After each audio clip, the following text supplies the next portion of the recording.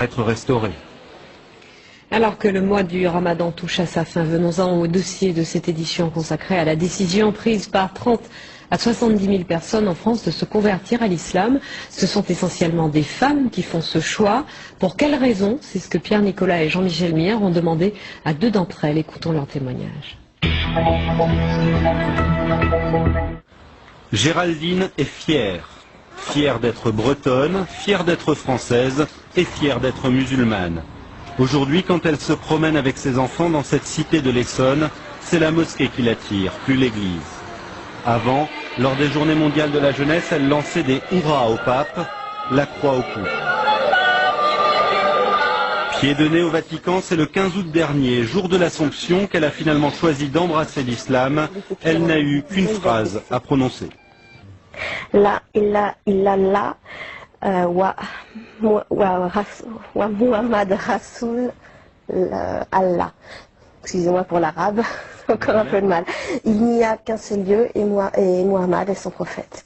Son sens de l'orientation, elle en rigole, est aussi approximatif que son arabe, mais elle s'applique. Et là je suis évidemment inversée.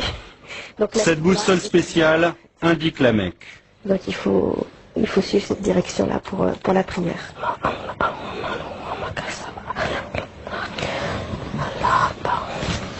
Depuis qu'elle porte le voile, sa fille trouve que maman ressemble à une africaine, mais Géraldine se sent mieux dans sa peau. Avant ma conversion, il me prenait plus pour une femme française facile, etc. On va dire vraiment quelqu'un qu'on va draguer et c'est tout. Depuis que j'ai le voile et que je suis musulmane, je suis une femme qu'on respecte et une sœur. Géraldine l'avoue, elle a besoin de règles et l'islam lui en donne. Par exemple, elle ne touche plus aux bouteilles sur son frigo. Un regret?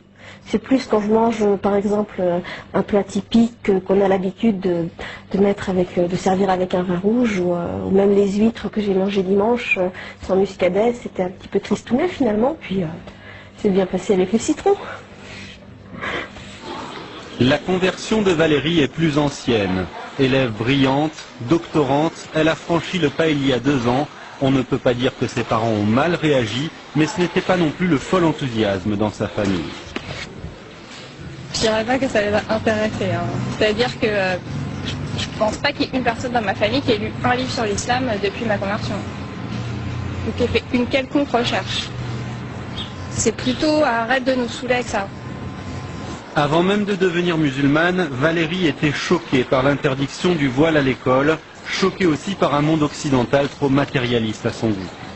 Ce qui me choque le plus, c'est sur quoi on valorise les personnes en fait. C'est bien si on est compétitif sur le marché, même si on est un peu requin, un peu filou, arnaqueur, c'est pas grave, si on est compétitif, si on sait se vendre, tout est une question de commerce, il n'y a plus que ça. Quand l'occasion se présentera, Valérie épousera un musulman. Le Coran, de toute façon, ne lui laisse guère le choix. S'ils ont des enfants ensemble, elle les éduquera.